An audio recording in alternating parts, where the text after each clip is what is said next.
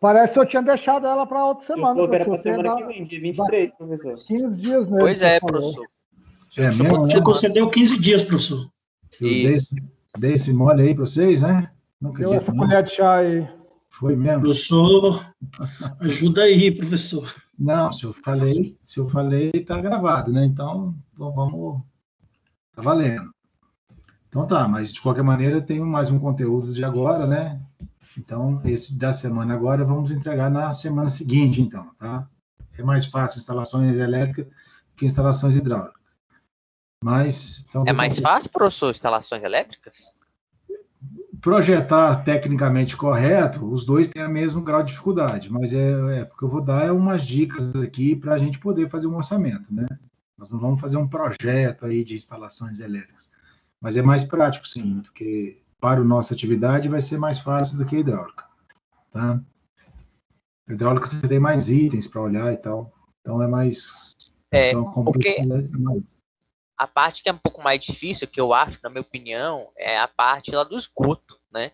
Porque eu olhei assim hoje os de aulas, como é que fazia o desenho lá da parte hidráulica, eu não achei tão difícil. Para mim é a parte mais de esgoto ali.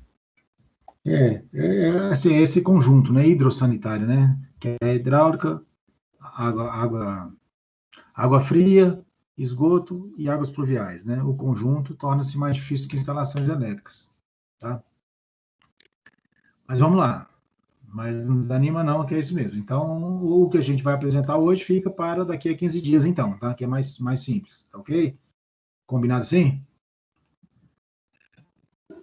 Como é que é, professor? Então, o hidráulico fica para daqui 15 dias, é isso? Não, colega, ele falou que quando a gente apresentar daqui a 7 dias, mais 15, não é isso, professor? Não, peraí, vamos apagar tudo. Nós temos um trabalho pendente, né, que é instalações hidráulicas, não é isso? Isso. O que está pendente de entrega é instalações hidráulicas. Então, é esse de instalações hidráulicas, eu me equivoquei, achei que era para hoje, é para a próxima semana, tá certo? Isso não tem dúvida. Ok? Sim, correto. Então, instalações hidráulicas é o que está pendente para trás, é o que vocês já viram, vamos entregar na próxima semana. Instalações elétricas, para não entregar junto, vamos entregar daqui a 15 dias, o elétrico. Tá certo? Para não entregar junto com o hidráulico na semana que vem. Sim, sim. Ok? Procede o mesmo prazo, professor. Quando a gente entregar a hidráulica, mais 15 dias entrega elétrica. Então, não, mais 15 dias não, porque tem outras atividades. Mas é a mesma coisa praticamente. Voltou nessa semana e a outra dá 7, com a outra dá 15. Se semana do dia 23, a gente vai entregar a do elétrico na semana do dia 30, se eu não me engano. Semana do dia 30. Partindo de hoje. Não vamos ter dúvida não, gente. Ó, então, só para não fazer confusão. Próxima entrega, então, é hidráulica, semana que vem, ok? Tem dúvida? Diz aí, a hidráulica é para a próxima semana. Então, a elétrica na semana seguinte, tá ok? Tudo bem, fechou. Então, vamos lá. O que nós vamos fazer nas instalações elétricas? Né? A instalação elétrica aí já de referência para vocês, aí, sempre frisando muito com vocês, aí, pessoal, que não é o projeto de instalações elétricas que nós vamos fazer. Vocês vão, a partir do momento que eu der as dicas aqui, quando vocês entrarem na aula de instalações elétricas, que vocês vão ter como professor de instalações elétricas, vocês vão esquecer tudo que eu falei, vocês vão acatar o que ele fala lá, tá? Aqui é só para a gente poder fazer um orçamento, tá bem? Ele serve para você fazer um orçamento básico, prévio, sem você ter projetos. O que eu for falar aqui, não estou falando mentira, não estou falando coisas que estão incorretas, mas não serve para um projeto mais técnico, tá? Só para a gente não confundir. O professor ensinou assim, tem que ser assim, não é não. Vocês vão abandonar o que eu falar aqui quando entrar lá nas instalações elétricas. Até chegar lá, pode considerar o que eu estou falando, tá? Então, vamos lá. A norma que rege instalações elétricas aí é a 5410. Ela é bem extensa, né? Fala de várias coisas, desde dimensionamento de circuito, os cabos, os condutores, diâmetro dos tubos, quantos fios pode passar dentro do tubo, os quadros elétricos, então fala tudo lá na 5410. tá aí só como referência para vocês, tá? O que nós vamos, no nosso projeto, nós vamos ter que pensar, né? E nós vamos fazer pontos de iluminação, sim, interruptores, tomadas, os circuitos, né? Professor, Nós vamos separar em si. Professor, Sim, desculpa interromper o senhor, mas não sei se é só aqui pra mim, aqui tá no primeiro slide, né? E tá dando uma travada na voz. Pra mim também. não tem slide nenhum, professor. caramba. Vamos lá, de novo aí, pessoal, dá um minutinho aí, deixa eu mexer na internet aqui. Tudo bem. Ontem aconteceu a mesma coisa comigo aí.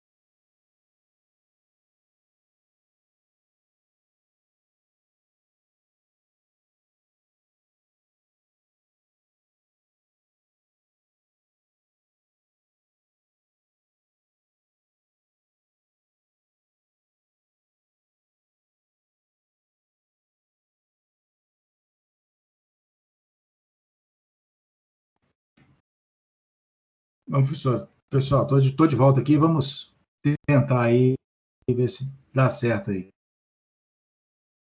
tá? Vocês estão me ouvindo dessa vez? Dá pra ouvir o senhor. Tá picotando um pouco o áudio, mas dá pra ouvir. Tentar ir falando mais devagar, mas vamos... Paciência aí.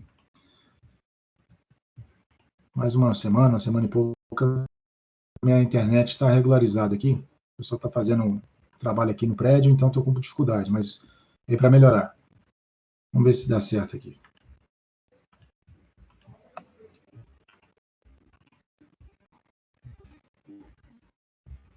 Professor, enquanto o senhor arruma aí, só uma dúvida. Desculpa a minha ignorância. Sim. Até que ponto as responsabilidades ou as competências elas vão se misturar entre o engenheiro civil e o engenheiro eletricista? Até que ponto o engenheiro civil vai conseguir dimensionar o projeto? Até que ponto ele vai precisar do engenheiro eletricista? Como é que é mais ou menos essa interface aí das competências das profissões? Eu não vou...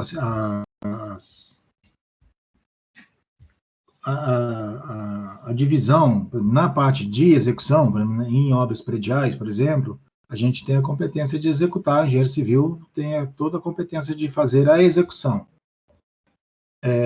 Mas para assinar a RT de projetos, né, para executar projetos, é só o engenheiro fazer o projeto, engenheiro eletricista, tem um limite de KVAs lá que o engenheiro civil pode fazer. Eu não vou saber te falar aqui agora, mas, por exemplo, projetos residenciais de unifamiliar, de casa, assim, por exemplo, o engenheiro eletricista, o engenheiro civil pode fazer. E, na verdade, o que vocês vão aprender aí no curso de vocês vão fazer dimensionar, na verdade, um prédio inteiro. Esse objetivo, vocês vão aprender a dimensionar de qualquer maneira, tá? Na parte de baixa tensão. Baixa tensão para residencial. Oi?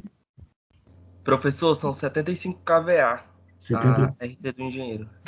Então, até 75 kVA, você vai dimensionar lá isso para residências, né? Então, acima disso, só o engenheiro eletricista mesmo. Mas na execução, por exemplo, de obras prediais, você pode ser o RT geral da obra.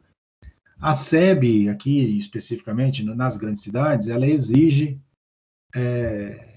que durante a aprovação de projeto, né, tenha uma RT de um executor eletricista. Em cidades menores, eles não pedem isso, né? Mas essa é a limitação nossa. Na parte de hidrossanitária, é 100% do engenheiro civil. Beleza, obrigado, professor. Tá. Vocês já estão vendo a minha tela aí, eu troquei ela aqui agora para... Está escrito a primeira palavra aí, primeira frase, ponto de iluminação. Vocês estão vendo aí? Sim. Então, o que nós vamos dimensionar no nosso projeto aí, tá? Eu tenho um projeto diferente de vocês. O meu é uma casinha de 3 quartos, vocês são 3 sobrados de 2 quartos cada um. Então, nós vamos fazer os pontos de iluminação, colocar os interruptores e tomadas, o circuito, nós vamos dividir em circuitos elétricos, botar os disjuntores, fazer o quadro de distribuição, né? Dimensionar esse quadro de distribuição, quadro geral de entrada padrão, os eletrodutos e as fiações. Isso que nós vamos levantar no nosso projeto, né? É o que a gente já colocou lá na planilha. Estou mostrando aqui a planilha para vocês. É o item 8 da planilha. Vocês estão vendo a planilha aí? Está aparecendo para vocês?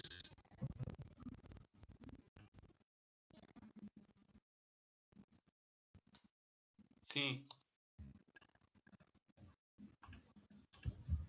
Alô? Sim, professor, dá pra ver. Sim, agora deu Pessoal, para vocês ver. estão me ouvindo? Agora sim. A planilha está aparecendo aí para vocês? Agora não. Antes estava. Tá, Coloca lá novamente que a gente informa se tá ou não. tá. Agora ela tá. Então tá lá o quadro de distribuição tem na planilha. Agora está mostrando. Ela está na planilha. No item 8. Então nós vamos fazer o item 8. Quadros de distribuição do item 8, né? Então, item 8. Então, como é que quais são as atividades, né, que a gente vai fazer? Essas atividades eu tenho que Professor, tá cortando aí sua voz. Só pode estar cortando um pouquinho, professor. Não tá dando para entender, não. E Professor? Só colocou o slide e começou a cortar, professor.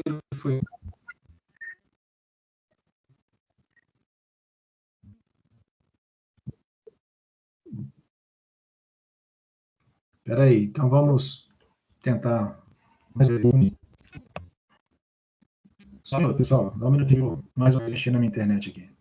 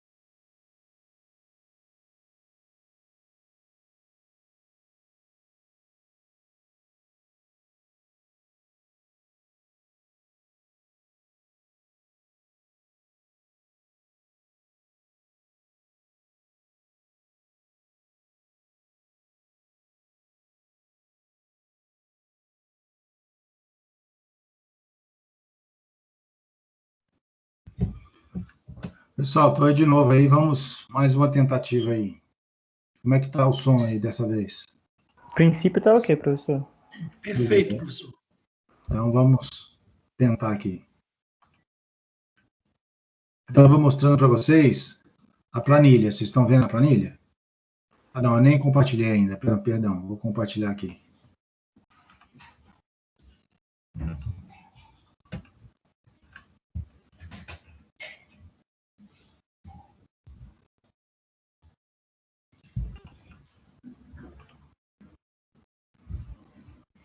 Vocês já estão vendo a planilha aí? Sim, agora dá para ver. Então, pessoal, esses itens, qual que é a sequência nossa de orçamento? O que nós fizemos o tempo todo? Eu já entreguei a planilha com a sequência para adiantar, né, mas é assim que a gente faz. Primeiro a gente descreve a obra, né? Eu coloco lá todas as atividades que eu vou fazer, separo por grupo, né? Então os grupos são esses que estão numerados aqui, né? Cada estrutura orçamentária, ela varia pela complexidade da obra. Nós estamos fazendo uma obra mais simples, então ela tem uma estrutura menor, né? Então tem 12 itens aqui. Nós estamos no item 8, então foi feito lá. Qual que é as atividades que nós vamos fazer? São os quadros elétricos, interruptores, luminárias, os pontos de tomada, eletrodutos e os cabos elétricos, né? Então, primeiro eu tenho que escrever essa sequência, escolhendo as composições, né? Essas composições que eu estou usando é do SINAP. Depois nós vamos falar sobre isso com tranquilidade numa aula específica de composições. E aí, quando eu faço isso, aí eu vou partir para o levantamento, então. Então, é o que nós vamos fazer. Então, na sequência, é isso que nós vamos estar fazendo, tá? O que vocês vão... Mudei de tela aqui, está aparecendo uma legenda para vocês aí? Sim, professor. Sim. Então, nós vamos adotar essa legenda aqui, que, de novo, quando vocês entrarem com o projeto lá de instalações, lá na aula de instalações elétricas, vocês vão adotar a legenda que o professor lá vai passar para vocês, tá? Então, essa legenda aqui, vai ser lâmpada fluorescente, vou mostrar o projeto para vocês. Lâmpadas incandescentes de 100 watts. Tomada baixa, vai ser essa bolinha com um tracinho no meio, né? São as tomadas baixas, tomada 30 centímetros de altura, é o que a gente tem na nossa casa, né? A tomada padrão. É comum, a legenda mais comum que a gente usa no Brasil aqui são os triângulos para tomada, né? Mas aqui é só para variar, porque pode variar as legendas de projetista para projetista.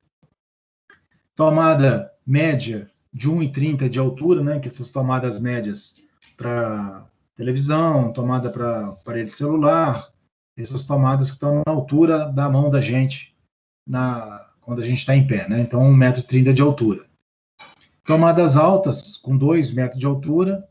Aí, as tomadas altas, para que servem? Para ar-condicionado, para chuveiro. Para isso servem as tomadas altas. O nosso chuveiro elétrico é uma tomada, né? Então, só que ela já fica ligada direto no chuveiro. No nosso caso, a gente não tem ar-condicionado, vamos usar só para o chuveiro elétrico. Interruptor simples. Interruptor com tecla dupla, então, ou seja, um interruptor que acende 2 circuitos diferentes. É o S2. E o quadro de distribuição é essa caixinha retangular com o pintado com tracejado no meio. Essa é a legenda que eu estou usando aqui, tá? O projeto meu é esse aqui, tá? Um apartamentinho de 3 quartos, uma casinha de 3 quartos, onde a gente tem aqui a iluminação, ó, de 100 watts, não sei se está claro aí para vocês, iluminação de 100 watts, é isso que vocês vão fazer no projetinho de vocês, vocês vão marcar a iluminação.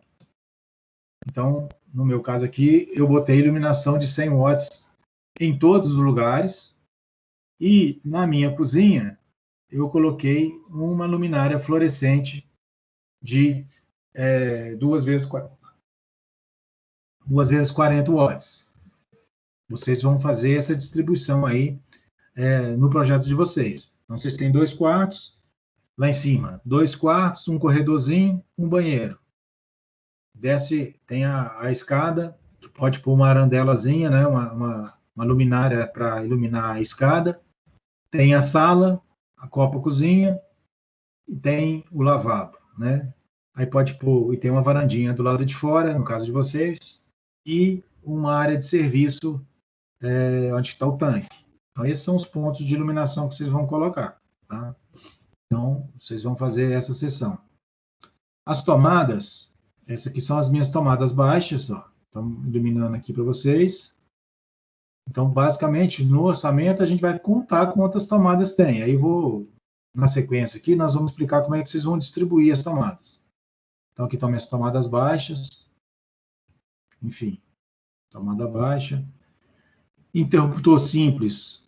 Toda passagem de porta, né? Eu passo numa porta, boto o interruptor, ligo uma seção, né? No meu caso aqui, eu tenho um interruptor simples. Aqui eu tenho um interruptor duplo. Nos quartos eu coloquei interruptor simples, né?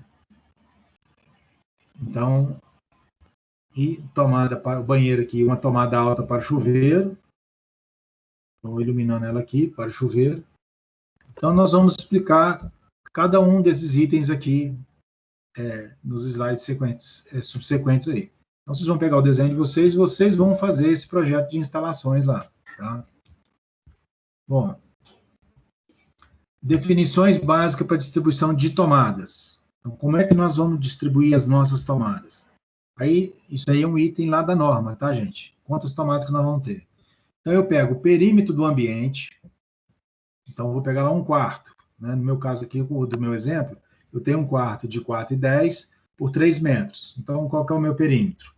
4,10 duas vezes, 3 metros duas vezes, né? Então, 4,4, 8, 3,3, 6, então 14 metros. Então, esse vai ser o meu perímetro. Então, é o meu percurso aqui. O primeiro passo é eu definir qual é o perímetro do ambiente para começar a distribuir as tomadas. É o que vocês vão fazer lá. Então, esse seria o meu perímetro. Então, qual que é o critério, né? Quarto ou sala. Ficou errado aqui no slide aqui. Eu vou corrigir aqui ao vivo e a cores aqui para vocês. Sala. Então, qual que é o critério? Quarto ou sala. Você vai pegar o perímetro que a gente pegou aqui agora, ó, esse perímetro aqui, a parte interna dele, né, do ambiente, e vai dividir por 5. Então, tem que ter no mínimo 5 tomadas. Tá? Então, esse é o critério para quartos ou salas. Na cozinha, copa e área de serviço, aí já é diferente. É o perímetro dividido por 3,5. Então, cozinha você tem mais equipamentos, né? Você tem fogão, micro-ondas, forno elétrico, então você distribui com maior quantidade, né? Então, 3,5. E com um detalhe para a cozinha, né? Para a cozinha, a gente tem que ter, em média, 3 tomadas especiais, né? Que são tomadas com potência maior, para a gente poder botar equipamentos de maior potência, como, por exemplo, um forno elétrico, né? Tem uma potência maior. Então, esse é o critério. Quartos e salas, perímetro dividido por 5. A cozinha, perímetro dividido por 3,5. Tá? Porém, na cozinha tem essa ressalva, que a gente tem que ter tomada média, né? Na média altura, no mínimo 3 tomadas especiais. Então, isso é que nós vamos... É o nosso critério. Vocês querem ouvir? Entenderam aí? A princípio, sim. Então, vai ser para a cozinha, vai ser aquela lá que a gente divide por perímetro, mais as tomadas especiais, né? Isso. Somar, né? entendi. Aí, aqui, a carga total por circuito, tá? A carga total deve ser dividida. A gente vai distribuir todos os equipamentos. Professor, né? Oi. Poderia só repetir, porque eu também tive essa mesma dúvida. A gente vai dividir para a cozinha, copa e área de serviço por 3,5. Aí eu havia entendido que no montante deveria haver pelo menos 3. Não é isso. É o montante mais 3 especiais. Vou botar aqui. Peraí. Vamos na cozinha. Quarto e sala, não tem dúvida. Perímetro dividido por 5, tomadas baixas. Tá certo? Isso. Tomada baixa, 30 centímetros de altura. Para a cozinha, também tomadas baixas, é o perímetro dividido por 3,5. Tá certo?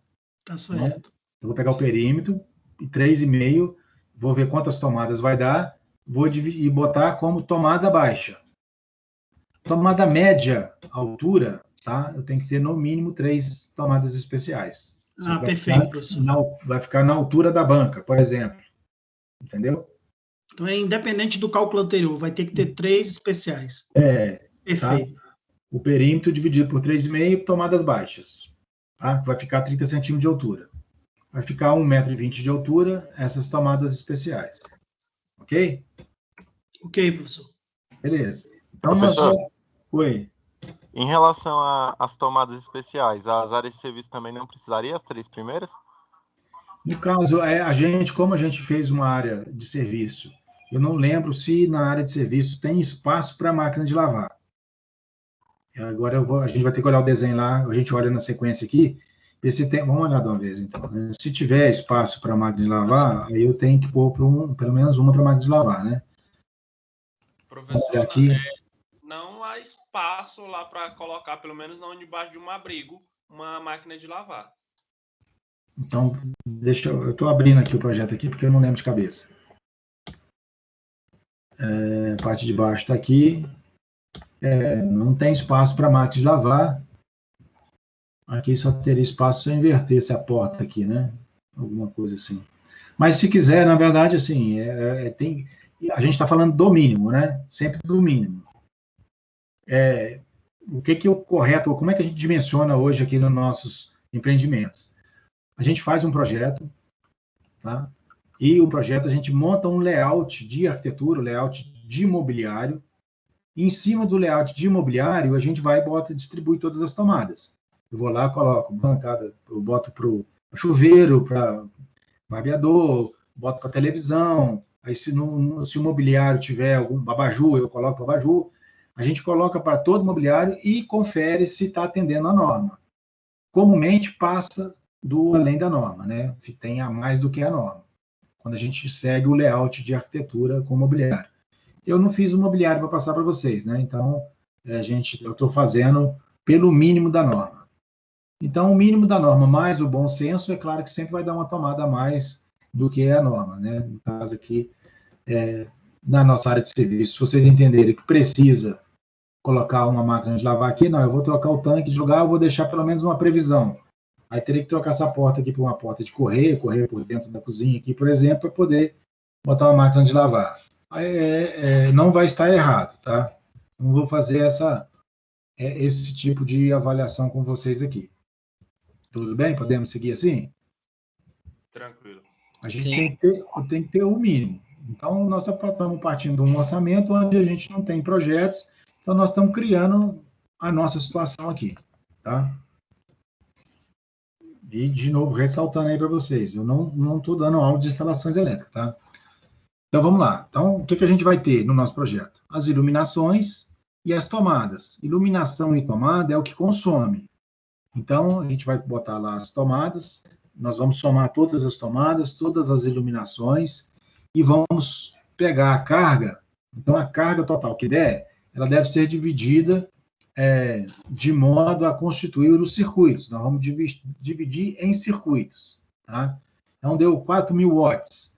Se for 110, aqui em Brasília, eu acho que geral, em todos os lugares, é 220, né? No estado do Rio, por exemplo, todo o estado do Rio é 110, interior de São Paulo, capital, é 110, interior é 220. Então, cada lugar tem o fornecimento da energia é de uma maneira. Pode ser 110 ou 220. Aqui no DF é 220, se eu não me engano. Que pelo menos onde eu moro eu acho que o DF todo é 220. Sim. Né? A concessionária nossa, ela entrega energia em 220.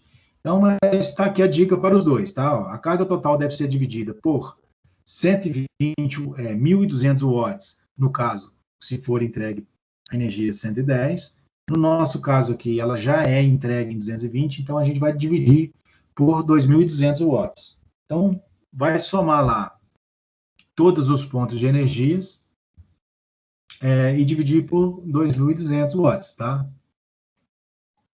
E vamos dividir em circuitos, tá? No nosso caso aqui, nós temos todas as tomadas. Eu tenho, no meu projeto, eu tenho 12 pontos de iluminação, tá? Em minha iluminação, eu tenho lá de 100 watts e 2 vezes 40 watts, que foi definido lá. Então, nesse caso, professor, só uma dúvida. Nesse caso, os circuitos seriam os barramentos do quadro, é isso? Vamos considerar cada disjuntor. Tá? É um disjuntor por circuito. Tá certo? Tá ok, tá ok. Então, para cada circuito tem um disjuntor. Então, no meu caso aqui, eu dividi assim, ó, circuito 1. Quarto 1, mais o quarto 2, mais o quarto 3, eu somando, deu 1.100 watts, tá? Abaixo dos 1.200 lá, porque eu fiz, o meu aqui eu fiz para 110, tá? Então, no caso, vocês vão fazer para 220, a soma vai dar 2.200 de iluminação, tá? Então, o que é o normal a gente dividir? A gente separa o circuito de iluminação do circuito de tomada. Isso é uma boa prática, né? Então, no meu caso aqui, eu tenho 3 luminárias de 100 watts, eu tenho 1, 2, 3 quartos, 3 luminárias de 100 watts, né? Então, somando as 3 vai dar 300 watts. Vocês vão acompanhando aí o raciocínio. Somando as minhas tomadas, eu tenho 8 tomadas lá, quarto 1, quarto 2, quarto 3. Vamos voltar lá no projetinho.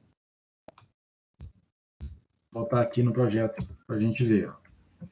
Quantas tomadas eu tenho? 1, 2, 3, 4, 5, 6, 7, 8 tomadas. Então, 8 tomadas e mais 3 pontos de iluminação. A minha iluminação aqui é de 100 watts, né? Então, vamos voltar lá. Dando sequência. Então, 3 luminárias de 100 watts, 3 vezes 100, 300. 8 tomadas de 100 watts também. 8 vezes 100, 800 watts. Então, aqui eu já estou no limite do circuito de 110. Então, eu já parei aqui no meu circuito, tá? Então, o meu circuito 1, 110 watts. Aí, o que a gente vai fazer? Eu vou dividir pela voltagem, tá? No nosso caso aqui, no meu caso, eu estou dividindo por 110. Vocês vão dividir isso aqui por 220. E o limite de vocês aqui não é 110, 1.100, é 2.200. 2.200. 2.200. Na verdade, a conta acaba que vai dar a mesma coisa, né? 2.200 dividido por 220, se o meu fosse aqui, daria também um disjuntor de 10 amperes. Tá certo? Só vai acrescentar mais cômodos, né? No caso de você, o meu tem 3, né? No de vocês tem 2 em cima. Vocês podem dividir o circuito. A norma manda dividir, no caso, 2.200 watts. Né? No caso de vocês, 220. Então, por exemplo, você pode separar o circuito da parte de cima do sobrado com a parte de baixo. Iluminação, ou toda a iluminação e depois todas as tomadas. O importante é que não ultrapasse os 2.200 watts. Isso é importante. Então, o seu total do circuito dividido pela voltagem vai te dar a amperagem do seu disjuntor, né? Então, no meu caso aqui, vou usar disjuntor de 10 amperes. Tudo bem? No caso de vocês também, se chegar no limite de 2.200 dividido por 220, também vai dar 10 amperes. Ok? Ok, então a gente vai definir o que vai compor o circuito, então, né? Respeitando o limite ali de 2.200, no caso. 2.200. Okay. Esse é o limite, tá? Tem exceção, eu vou falar da exceção daqui a pouco. Então, esse é o seu limite, tá? Então, vocês vão limitar em 2.200, vai dividir por 220 volts, vai dar um disjuntor de 10 amperes. Então, cada circuito, se tiver 2, 3, 4 circuitos, limitado nisso, você vai ter 2, 3, 4 disjuntores no seu quadro de 10 amperes. Tudo bem? Até aqui, tranquilo? Tranquilo, gente? Sim, Pode professor. Sim. Então, beleza. Professor, Sim. no caso aí, você está limitando o disjuntor em 10 amperes. Mas e se eu optar por usar um disjuntor de 15 amperes, no caso? Ou até um de 20, no caso, porque o fio de 2,5, ele aguenta até 21 amperes, não é? Então, Porém, como a gente vai usar... fala. como é que a gente... A segurança do circuito está no disjuntor. Sim. Então, se você botar para um circuito um disjuntor de 20 amperes, por exemplo, né? E começar a pendurar muita coisa lá se der um curto-circuito, por exemplo, num equipamento, a amperagem vai aumentar, ela pode não chegar nos seus 220, no 20 ampere, aí seu disjuntor não desarma. Então, na verdade, você não está protegendo o seu circuito. Você protege o seu circuito quando o seu disjuntor é compatível com a carga. Se você botar uma proteção muito maior do que a carga, então você pode ter um problema de aquecimento, a amperagem vai aumentar e o disjuntor não vai desarmar. Sim, mas derrete os fios. Sim, o fio de 2,5, que é o fio usual, segundo a norma, ele suporta até 21 amperes. Então, no caso, se eu colocasse, por exemplo, um disjuntor de 15, eu estaria bem resguardado, teria 6 amperes. Pois é, mas o seu circuito é um circuito assim, é a sequência lógica da norma, tá? Então, se você começar, eu tenho lá proteção demais. Não faz sentido isso, eu ter proteção demais. Sim, eu poderia, no caso, usar também um disjuntor de 20 amperes. Eu só não estou entendendo por que limitar no disjuntor de 10 amperes se eu tenho no mercado disponível disjuntor de 20 ou até mais. Então, no caso do chuveiro. Então, desarma o coração aí. Desarma, esquece o fio. Pensa no circuito. Tá? Depois o professor de instalações elétricas, ele vai te dar mais explicação melhor do que eu não sou especialista nisso. Mas o que é o correto?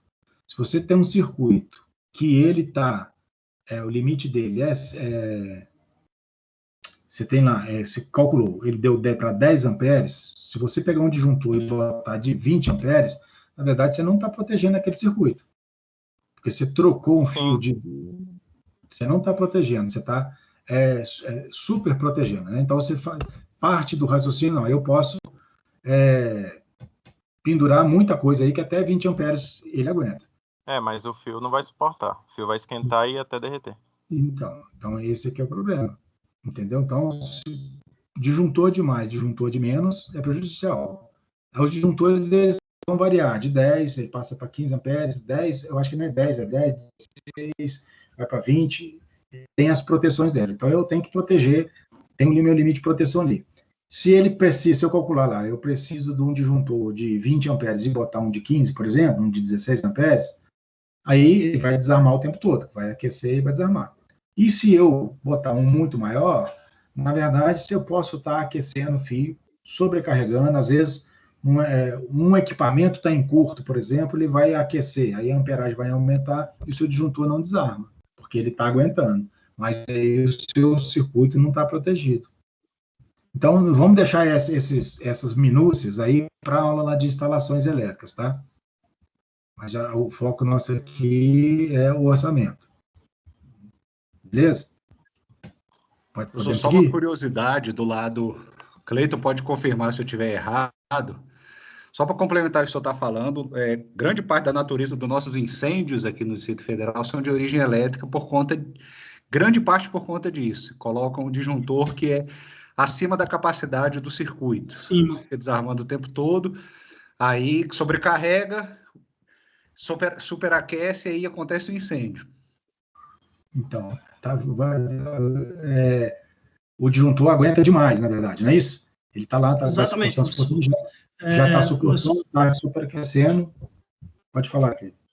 Nós somos os responsáveis por perícia de incêndio do Corpo de Bombeiros e a maioria dos incêndios de origem elétrica é provavelmente isso.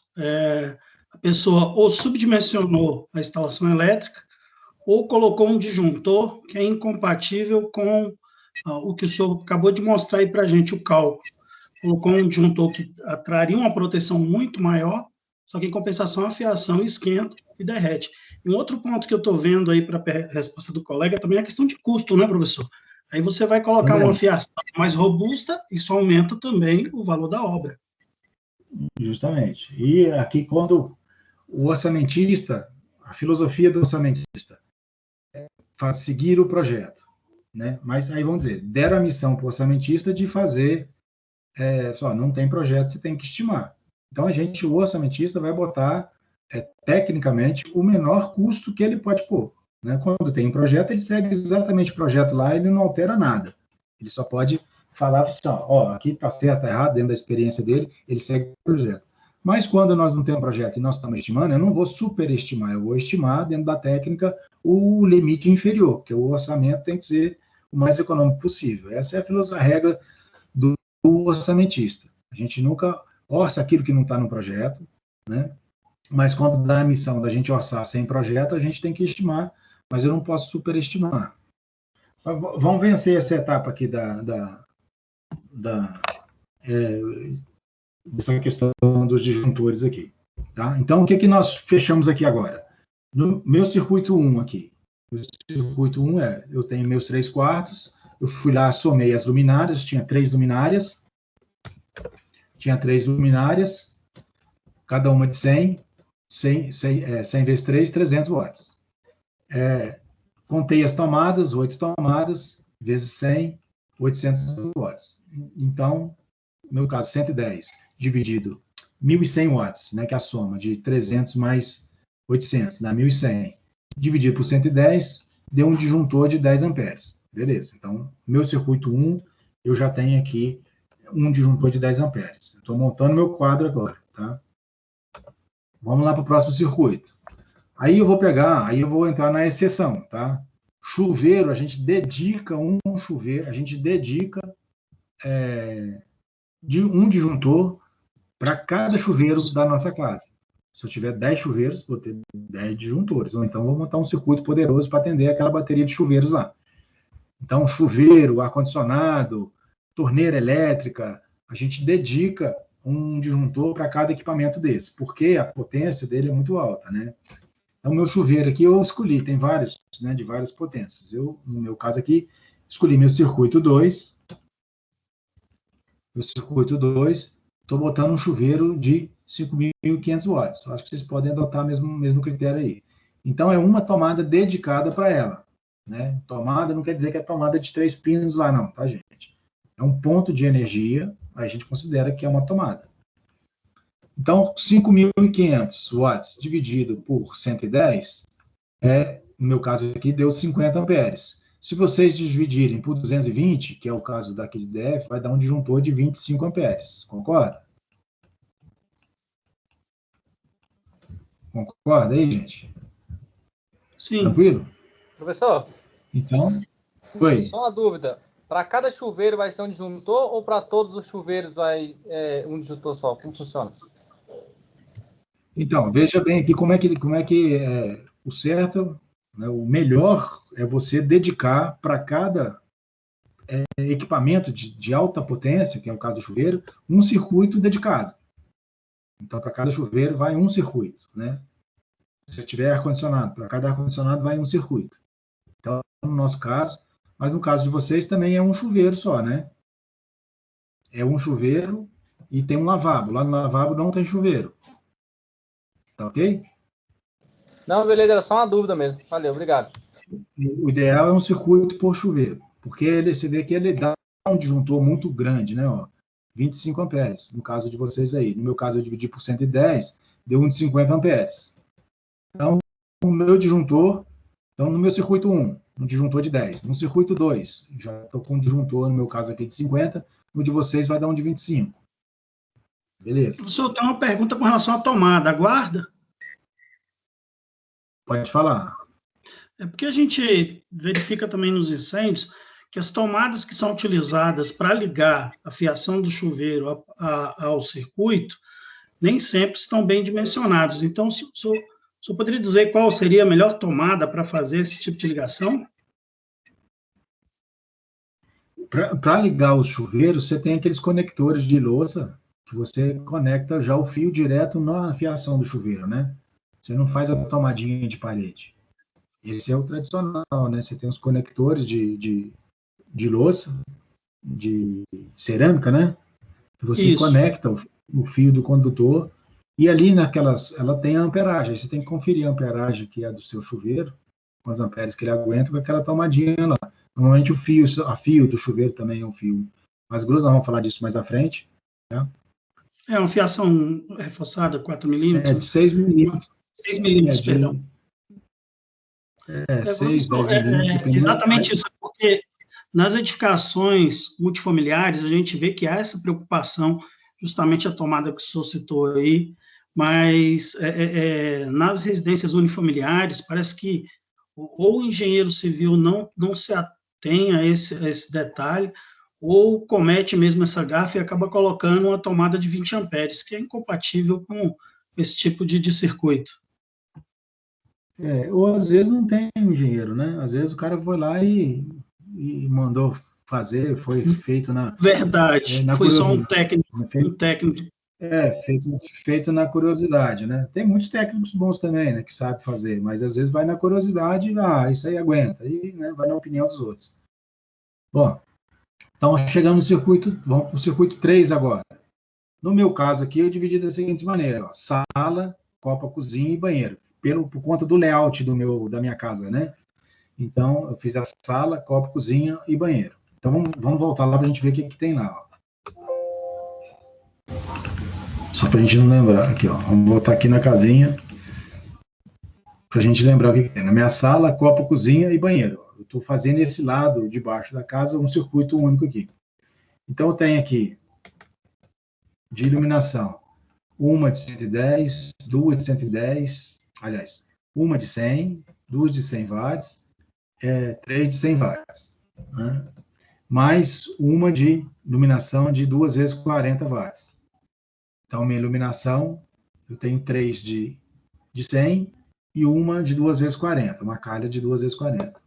Tomadas, eu tenho uma, duas, tomada baixa, né? Uma, duas, vamos circular aqui as paredes todas.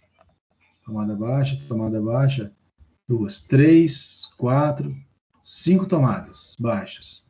E tenho tomada média. 3 tomadas médias aqui e mais uma tomada média aqui, 4 tomadas médias. E mais uma tomada alta, que é o chuveiro aqui. Então, esse é o meu quantitativo lá, que eu vou dimensionar meu circuito. Vou voltar lá no circuito, então. Circuito 3. Meu circuito 3. Então, vamos lá. 2 lâmpadas fluorescentes, 2 vezes 40, 80 watts. Tem que ir somando, né? 3 luminárias de 100 mais 300. Então, 3 vezes 100, 300. Já estou com 380. 6 tomadas de 100 watts, 600 watts.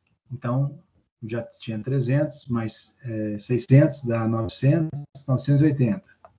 Então, parei aqui, ó, 980 watts. Se eu acrescentasse mais as tomadas médias que estavam lá, eu ia ultrapassar em muito, porque eu vou explicar para vocês no circuito 4 daqui a pouco.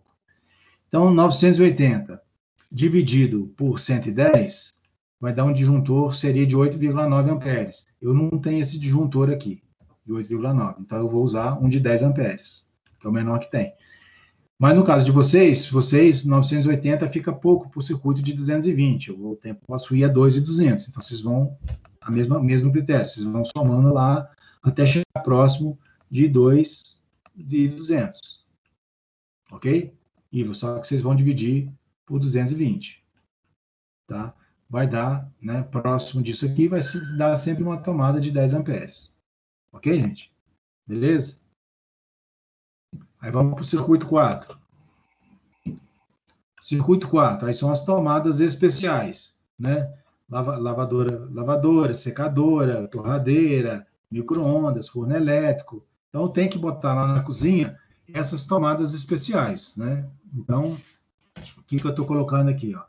lá na minha cozinha eu botei 3 tomadas especiais, que ela é pequenininha. Na minha cozinha é uma cozinha americana e a de vocês também é americana. Então, estou usando lá 3 vezes 600 e 800 watts. Essas tomadas especiais, você lembra que a tomada comum é 100 watts. Nas tomadas especiais, a gente já está botando aqui uma potência maior. Então, eu estou usando 3, já vou aqui para 1.800 watts. Eu já passei os 1.100 lá, né? Que é a média normal. Então, dividido os 1.800 dividido por 110, no meu caso, vai dar um disjuntor 16,36 amperes. Então, aqui sim, eu tenho um disjuntor de 16, mas aqui eu ultrapassei. Então, eu vou usar um disjuntor de 20 amperes para essas tomadas. Então, o que vocês vão fazer? No caso de vocês, o limite é 2.200. O limite de vocês aqui é 2.200. Então, vocês podem pegar mais de 3. Então, 6 vezes 3, 18. 6 vezes 4, 24. Então, passaria um pouquinho do limite aqui. Né? Quando passa do limite, você vai passar de um disjuntor de 16, de 10, vai passar para 16, né? Dividido aqui por 220, no caso de vocês. 220. No meu caso aqui, eu estou obrigado a usar um disjuntor de 20 amperes. Eu passei o disjuntor intermediário. Professor? Sim. Essas 3 tomadas especiais são aquelas que a gente definiu anteriormente, segundo a norma, né? Isso. É obrigatório ter, além das tomadas comuns, as tomadas especiais, né? Isso. E elas servem, por exemplo, se vocês definirem que lá na área de serviços vão ter uma máquina de lavar, então lá vai ter que ter uma de 600 também. Tá certo? No meu caso aqui eu não pus. Né? Uma de 600. Né? Micro-ondas, torradeira, forno elétrico. Para esses equipamentos, né? A gente tem, em alguns casos, máquina de secar também. Então, máquina de secar. Então, teria uma de 600 para máquina de lavar, uma de 600 para máquina de secar. Tá? Então, é assim que vai dimensionando. De novo, gente, lá na aula de instalações elétricas, o professor vai entrar mais a fundo nesse aspecto. Eu estou só querendo dimensionar um projeto para a gente fazer um orçamento. Tá? Bom, na sequência aí agora. Então, eu fiz 4 circuitos, né? 2 de tomadas e iluminação. Vocês podem dividir aí iluminação, um para iluminação, um para tomada, a parte de cima, a parte de baixo.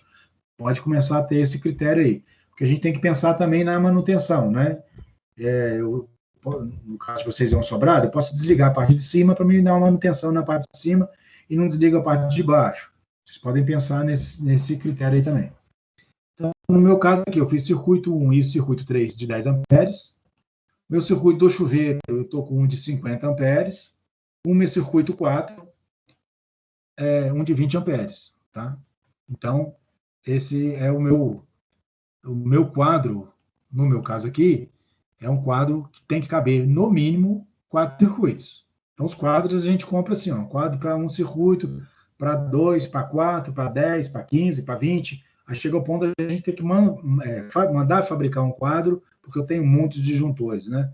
Onde a gente vai acumulando os quadros. A gente está fazendo aqui o interno, mas imagina que é um prédio de 20 apartamentos.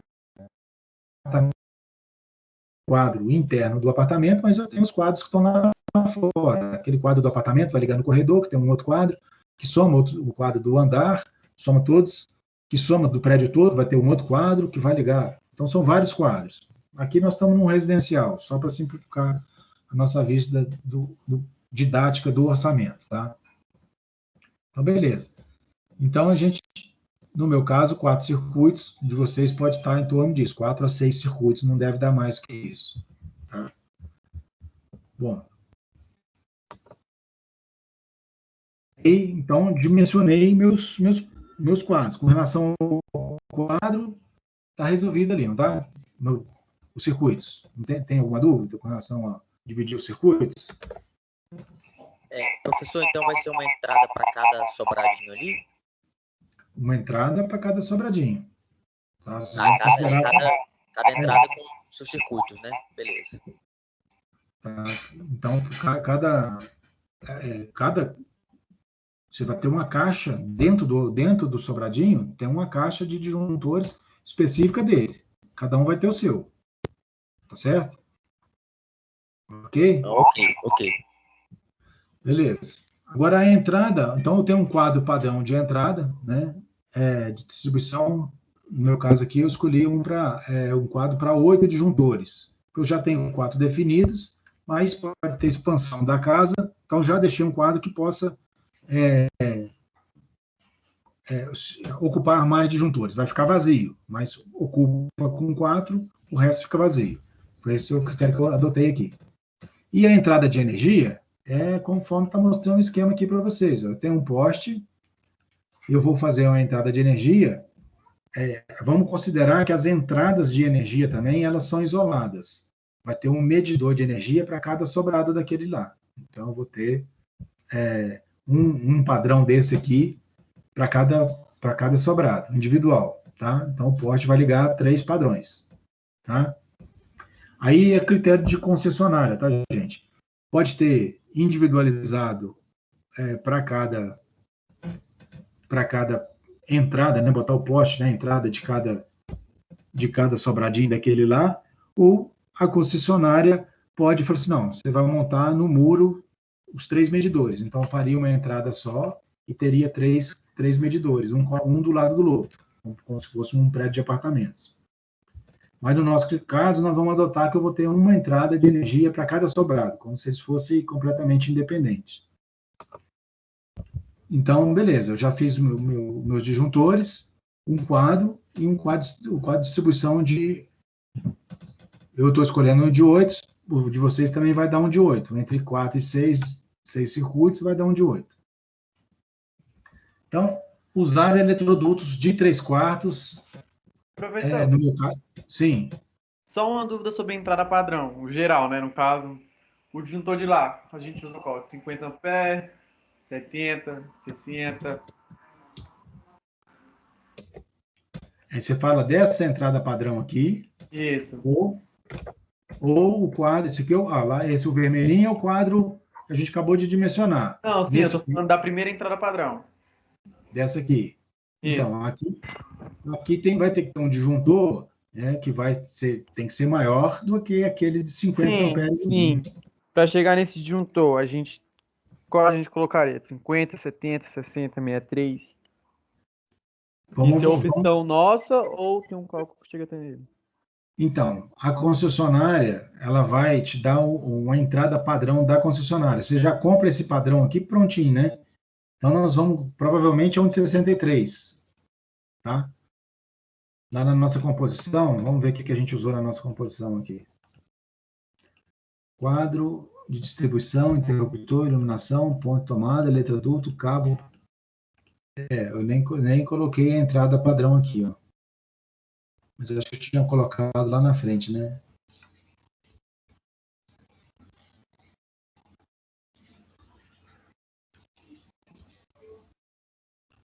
Eu tinha colocado a entrada padrão aqui, ó, uma aqui lá na frente nos serviços iniciais. Eu já defini minha entrada padrão. O provisório da obra vai ser o mesmo da entrada da edificação. Conseguiu entender aí? Então a gente vai repetir ele então, né? Não precisa repetir porque já está ali, né? Já está ali, né? Então vai ficar só um. Entendi. Vai ficar só um então, no caso. Isso. Ok?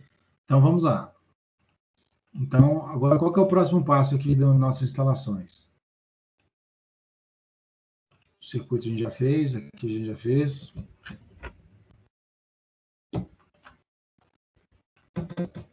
Então, agora os eletrodutos, né? Então, usar eletroduto de 3/4, tá?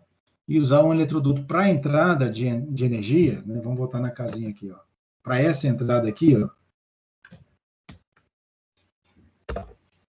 Aqui nós vamos usar, daqui até aqui, nessa entrada, nós vamos usar um de 10, o eletroduto de 10, de 1 polegada. Internamente da casa, ou seja, do quadro em diante, vamos usar eletroduto de 3/4, tá? Aí, com relação a eletrodutos, o critério para dimensionamento, aí tem um de circuitos, quantos fios que passa lá. De modo geral, a gente, para facilitar o nosso orçamento aqui, nós vamos usar o circuito de 3/4, tá certo? Tudo bem? Então, como vocês vão fazer? Vocês vão fazer a distribuição e medir a parte horizontal e o vertical, a descida de cada tomada. No meu aqui, estimado aqui, o meu deu 100 metros de eletroduto de 3/4. Então, vocês vão pegar lá no projetinho e vocês vão fazer, vai medir, vocês vão fazer a ligação, vamos dizer que o quadrinho está aqui, ó, está o quadro, aí vai começar a distribuir.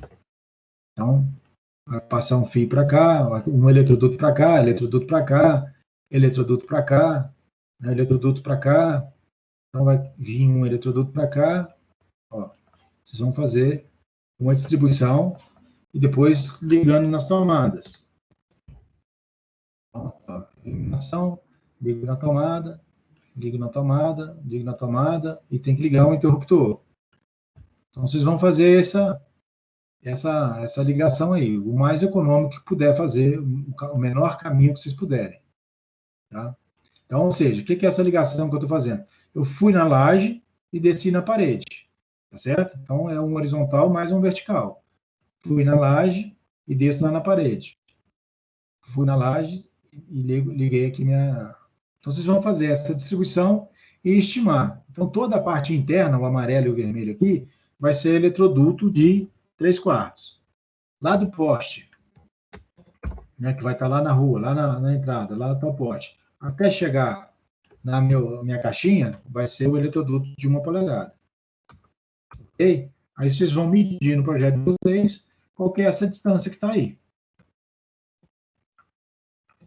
No meu caso aqui, deu mais ou menos 100 metros. Tá? Bom, ok até aí com relação aos eletrodutos? Sim. Ok, então a gente vai agora somente contar agora os equipamentos, né? Os interruptores. Então, quantos interruptores simples vocês vão ter e quantos interruptor duplo vão ter. No meu caso aí, eu contando lá, eu tenho 5 interruptores simples e um interruptor duplo. Vamos lá para a gente ver.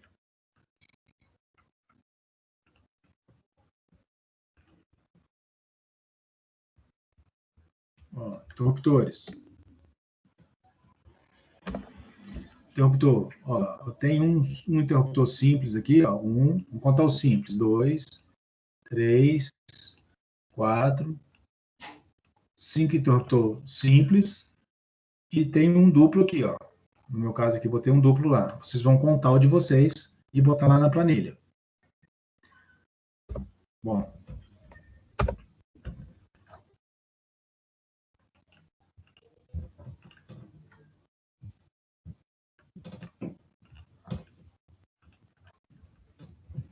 Tá? Porque tem diferença, tá, gente? Esse aqui custa um tanto, para instalar, as peças custam um valor, o simples custa outro valor. Então, por isso que eu tenho que separar. Cabos elétricos, tá? Então, sim. Eu não sei se eu prestei atenção se o senhor falou anteriormente, mas qual o critério mesmo para poder definir qual que é simples, qual que é duplo? Não sei se eu não prestei atenção anteriormente. Então, você vai ser no layout que vocês montarem. Vamos lá. Esse, no meu caso aqui, vamos lá. Vou pegar o quarto aqui, ó. Meu quarto é pequeno, então eu acendo e apago no mesmo circuito, né? Então, nessa caixinha aqui, esse aqui vai acender e apagar essa lâmpada aqui. Mesma coisa aqui, ó. Esse aqui acende e apaga essa, esse aqui acende e apaga essa, esse aqui acende e apaga essa aqui acende e apaga essa. Esse aqui, eu coloquei um de duas, porque esse aqui vai acender e apagar essa, e ele pode também acender e apagar essa aqui. Então, 2 tomadas. Um para acender e apagar, aqui seria um three-way, e aqui um simples. Ok? Que esse duplo, professor, fosse para essa fluorescente que o senhor colocou na cozinha. É verdade, você tem razão, David. Na verdade, é para isso aqui mesmo, porque é que está faltando o da cozinha, né? Ó, não está instalado o interruptor da cozinha. Então, esse aqui está até mal distribuído o meu aqui. Então, ó, esse aqui vai ser para esse. Mas faltou um. E esse aqui vai acender os dois, por exemplo, né? Acender esses dois aqui. Então, você precisa de acender e apagar as suas lâmpadas. Então, você vai botar um interruptor. O interruptor que tem duas, na verdade, é porque ele vai acender uma de um circuito e outra de outro circuito. Tá certo? Esse aqui é o critério. Mas, vamos lá. E, por fim, nós vamos fazer a questão dos cabos elétricos, né? O fio. Nós fizemos as luminárias, a gente já tem a quantidade das luminárias, a gente tem a quantidade do eletroduto, a gente tem a quantidade dos interruptores, quantidade das tomadas, então está nos faltando agora o fio, a fiação que passa dentro do eletroduto, né?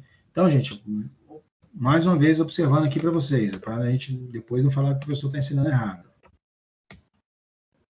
Ó, não é um projeto elétrico, e sim somente uma estimativa para possamos incluir no orçamento, tá? Então, o que nós vamos fazer? A gente tem no circuito, né, no mínimo, a gente vai passar hoje até a norma, a gente precisa de fase, neutro e terra, né? A gente vai passar uma fase, o neutro, e no caso da iluminação, a gente tem os retornos, tá? Para iluminação. Como é que liga a tomada?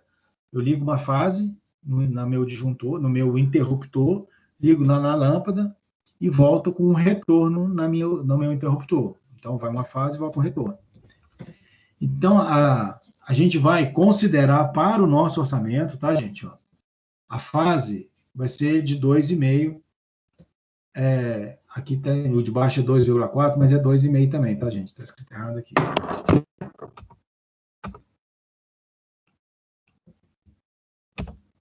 Não tem 2,4, não. Então, a minha fase Essa ia ser é 2,5. minha próxima pergunta, professor. A minha fase, eu vou considerar que a quantidade de eletroduto, né, vai ser igual à minha fase. Tá certo? Para cada eletroduto, se eu tenho 100 metros de eletroduto, vou ter 100 metros de fase. Se eu tenho 100 metros de eletroduto, eu tenho 100 metros de neutro. Né? Sempre vai 2 fios paralelos. Tá? E o retorno, para efeito de orçamento aqui, é a minha quantidade de eletroduto vezes 1. Né? O meu retorno é de 1,5. Tá? É um fio de 1,5. E a distância do meu chuveiro elétrico vai ser a distância da entrada do disjuntor, onde está o quadrinho, onde vocês colocarem o quadrinho de vocês, até chegar no chuveiro, vocês vão usar um fio 3 vezes 10 milímetros. Tá? Chuveiro normalmente é trifásico. 3 vezes o eletroduto. Para efeito de orçamento, para vocês terem quantidades aí para a gente orçar. Ok? Lembrando, de novo, nós não estamos fazendo projeto de elétrico não, tá, gente? É só para a gente extrair um quantitativo para que a gente possa botar preço nas coisas. Tudo bem? Fechamos aí? Ok, professor, a princípio sim. Então, Sim. beleza. Então, isso é a parte das nossas instalações elétricas, que vocês vão fazer para a próxima semana aí. Próxima semana não, perdão. Daqui a 15 dias, né? Então, essa é a parte, é o item 8 lá do nosso orçamento. É o item 8, instalações elétricas. Nós varremos todos esses itens aqui. Tá? Na hora que vocês forem levantando e forem preenchendo a planilha, vocês vão entendendo um pouco melhor o que eu quis dizer. Tá? Na semana que vem, nós vamos fazer o restante da planilha aqui. Ó, o item... eu acho que dá para fazer o restante todo. O item 9 ao item 11. E aí, a parte de quantitativos, nós vamos estar terminado. Tá? Então, esse é a primeira parte da nossa aula de hoje, são esses quantitativos aí. Aí eu vou amadureçam aí um pouco, vou perguntar para vocês se vocês têm alguma dúvida. professor, eu tenho uma dúvida, é mais com relação à parte passada, né, sobre a parte hidráulica, né? Usando aqueles critérios lá que o senhor deu para a gente, né, de acordo com a vazão, de acordo com o peso, né, para calcular o diâmetro das tubulações, é provável que, assim, que a gente dê mais tipos, né, de tubulações do que aquelas que estão previstas na planilha. Aí a gente pode ir acrescentando lá e fazendo as modificações. Vou olhar lá na planilha lá. Eu acredito que vai dar igual a planilha lá, tá? Porque a casa é bem pequenininha também, né? Porque, por exemplo, assim, uma coisa que eu percebi é que, por exemplo, tirando a parte das tubulações, eu fui calcular a caixa d'água, né, para os sobrados, né, e para cada sobrado eu obtive uma caixa d'água de 500 litros, né? E o que o senhor colocou lá na planilha foi de 1.000 litros, né? Não sei se para outros colegas deu o mesmo resultado, bateu algo parecido. De 1.000 litros? Então, no caso de vocês, vão ser 3 de 1.000 ou 3 de 500, né? Isso, eu não sei se algum outro colega aí chega num resultado próximo que eu, né, mas eu dei 500 litros. Se a conta estiver certa, não vou dar errado. Ou aí vai mudar a composição, né? Aí não vai ser a composição de caixa d'água em polietileno de 1.000 litros. Vai ser caixa d'água de polietileno de 500 litros. Né? Então, tem que ver se tem essa de 500 litros lá.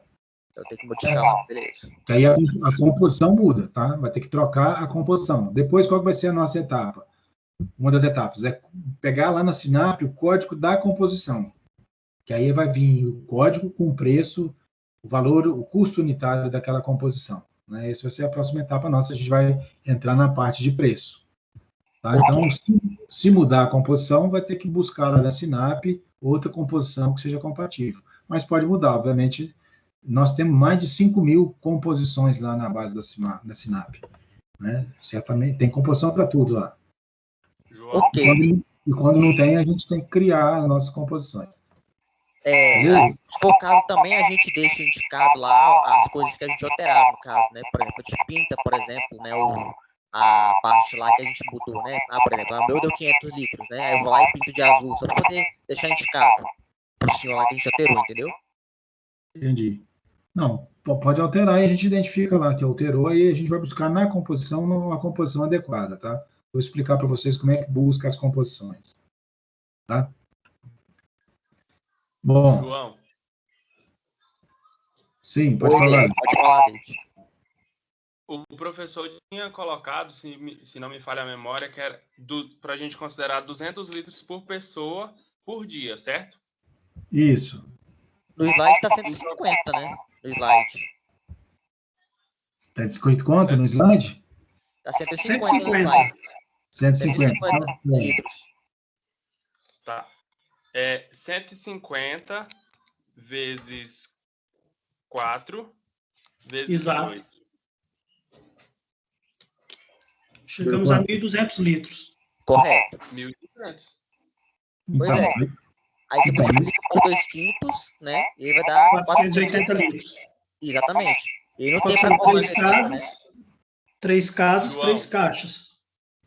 Uma é individual, uma caixa para cada caixa. Aí deu 480, né? Beleza. Ali é o critério, assim, o critério básico, mas vamos lá, assim, a caixa de 1.000 litros, se eu fosse fazer a casa, né, mesmo se a norma falasse lá que dá para usar eu estaria dentro da norma uma de 500, nada me impede que eu use uma de 1.000, que na verdade eu estaria, dando mais conforto para a residência, né? Tá certo? Sim. Mas o número é esse, né? Se dividiu por 2, deu 480, então é o 480, a próxima caixa seria de 500 litros mesmo. 500 litros. Tá considerando 3 casas, 3 caixas de 500 litros. 3 caixas de 500 litros, tem que individualizar. A água ali individualizada. Beleza? Professor. Sim.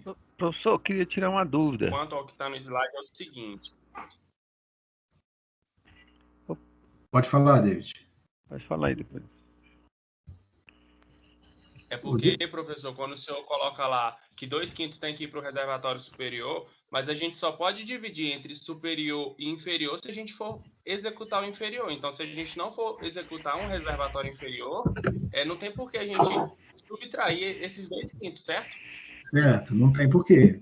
Você pode usar, eu usaria sempre a caixa de 1.000 litros, né? A menor que eu uso nas minhas obras seria sempre a de 1.000. Tá? Mas o que eu falei lá não está errado, não. É um critério, né? Mas a gente não tem um reservatório inferior, você tem razão.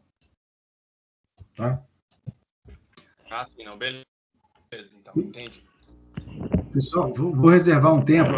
Tem mais um tópico da aula que eu preciso de dar aqui para vocês, mas vou reservar um tempo no final agora para a gente tirar mais dúvidas sobre o trabalho, tá?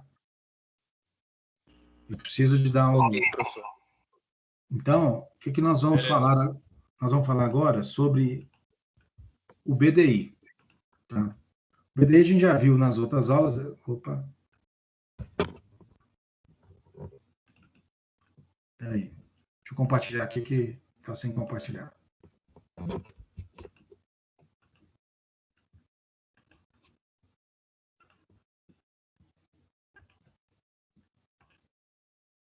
Vocês já estão vendo a minha tela aí do BDI? Sim. Bom, então nós vamos fazer uma atividade aqui que ela é preparada para fazer na sala de aula, mas a gente está com dificuldade de fazer essa interação aí, né? Então eu vou fazer o exercício completo e vocês repitam ele aí depois para vocês, né?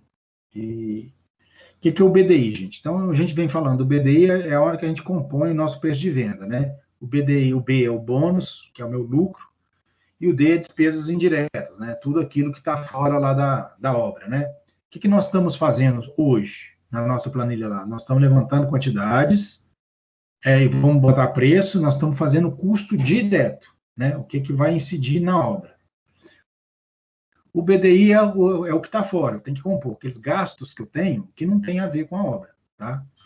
Então, o que nós estamos fazendo lá é o orçamento direto. Então, eu estou com um exemplo aí na tela, já está dando para ver para vocês? Sim, dá para ver a tabelinha aí. Isso. Sim. Então, o primeiro passo é a gente ter o custo direto, que é o que a gente está fazendo lá, tá certo? Então, eu estou com um orçamento fictício aí na tela, que custa o meu custo direto, levantando as quantidades, usando as composições certas e botando o preço atualizado, dá 2.582.000, tá?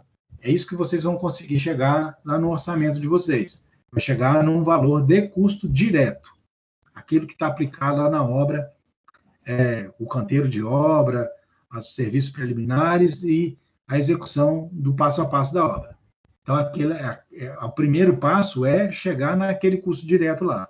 Então, eu estou trazendo aqui para a gente, a nível de exercício, um custo fictício de 2.582.000. Vocês vão precisar de gravar esse número aí. Ok? Beleza? Posso seguir aqui? Tá claro? Então tá. Então é o que nós estamos fazendo lá, é o que já está pronto aqui na tela aqui. Não é o mesmo projeto. É fictício também, tá? Qual que é o segundo passo? Aí sim, com base no orçamento direto, eu vou criar meu orçamento dos custos indiretos da obra ainda, né? Que parte do meu custo indireto já está lá no de vocês, canteiro de obra, limpeza, né? Essas coisas já estão lá. Mas o que eu vou simplificando aqui para nós? A gente vai falar um pouco sobre custos indiretos em outro momento aí. Então, o que é? Instalação do canteiro de obras, material de limpeza, né? Durante a obra eu tenho que fazer a limpeza da obra, né? Eu tenho que lavar os banheiros dos operários, eu tenho que gastar lá um dinheiro. Eu tenho a conta de energia que eu gasto durante a obra, eu tenho um engenheiro que fica lá na obra, tenho um mestre encarregado, técnico de segurança, o almoxarife, tem a vigilância, tem as ferramentas, eu compro EPI, uniforme, capacete, bota, capacete, equipamentos gerais, furadeira, lixadeira, né? Despesas legais que eu tenho, veículos e a desmobilização. Então, eu estou simulando aqui com vocês, nós vamos aprender a fazer isso lá na frente, o custo indireto. Vocês estão conseguindo entender o que é o custo indireto? A gente já falou disso, tá? Então, na minha hipótese aqui, está dando R$ 250.560. Então, tinha lá um custo direto de 2.800 mais 250 mil. Então, segundo passo. Primeiro passo é fazer o custo direto. Segundo passo, listar o custo indireto, ou seja, fazer o orçamento da obra. Né? O passo 1 e o passo 2, na verdade, é quanto a minha obra vai custar, a estimativa de custo. Qual que é o passo 3? Aí é aqui que eu preciso um pouco mais de atenção de vocês. O passo 3 são os custos acessórios, né? Que não tem muito a ver com a obra, mas tem a ver com a empresa, tem a ver com quem administra a obra, que são, vamos lá, aí aqui eu vou, só para a gente fazer o exercício do BDI, eu estou trazendo para vocês aqui uma estimativa. Então, administração central. O que seria essa administração central? Vamos falar aí de uma empresa grande aqui de Brasília, Emplave, por exemplo, né? Ela tem lá o custo da obra, custo direto e o custo indireto, mas tem lá no escritório central dela, lá, departamento de compras, ela tem diretoria, tem o pessoal de vendas, tem recursos humanos, tem uma série de funcionários que, né, precisam ser remunerados. E de onde que sai o dinheiro? O dinheiro sai da obra. Então, o que comumente é feito? A empresa tem lá 10 obras. Então, ela rateia o custo da administração pelas 10 obras, e o que é razoável nas empresas que têm boa competitividade é que a administração consuma 4% do custo da obra. Então, você pega lá custo direto e custo indireto, soma, e você vai incidir sobre aquele custo 4% para você remunerar o escritório. Ok? Beleza, gente? Tudo bem? Então, Sim. 4% de custo direto mais custo indireto. Tá? Aí outro custo acessório, né? Custo financeiro, CF, vamos chamar de CF aqui, o custo financeiro. Né? A administração central é o AC e o CF é o meu custo financeiro. E a gente está estimando 1,5% sobre o custo indiretos mais os custos indiretos. O que é o custo financeiro? A empresa precisa de caixa, né? de caixa de giro, dinheiro para girar. Normalmente toma um empréstimo no banco, né? Usa lá o crédito imobiliário, alguma coisa assim, e nós estamos adotando aqui, né? Cada empresa tem um valor, nós estamos adotando para o exercício do BDI que este custo financeiro impacta lá no meu custo direto e indireto 1,5%. Então, é mais 1,5% sobre o custo direto e custo indireto. Então, eu estou estimando. Se vocês forem profissionais de orçamento, for trabalhar numa empresa, vocês vão ter que chegar nessa empresa e levantar quanto que é o custo da administração sobre as obras, quanto que é o custo financeiro. Às vezes, tem uma obra que eu estou usando meus recursos próprios do empreendedor. Então, ele vai e fala assim, eu quero que o meu capital seja remunerado 1%, 2%, 3%. Vai entrar nesse custo financeiro aqui. Tá? Quanto que é se vão fazer uma obra, por exemplo, vai pegar um empréstimo. Então, qual que é o custo financeiro desse empréstimo? Se for num banco aí, sem a gente ter uma capacidade de tomar, vamos pegar 4% aí do valor que eu pegar emprestado. Então, eu vou botar os 4%. Vamos lá. E um item de contingenciamento, ou seja, de imprevistos. A gente não consegue, no nosso orçamento, né, mesmo que a gente tenha lá completo de projetos, tenha todos os projetos, existem algumas coisas que são indefinidas, que a gente não consegue orçar. A gente não consegue orçar a falta de energia, a gente não consegue orçar uma paralisação por greve, a gente não consegue fazer isso. Então, a gente incrementa no nosso orçamento um contingenciamento, né? Para cobrir essas coisas que a gente não conseguiu elencar. Então, a gente está considerando aqui que nosso contingenciamento é 1%. Então, esse terceiro passo aqui é o que a gente está chamando de custos acessórios, que eu tenho que levar em conta para mim poder colocar no meu preço de venda.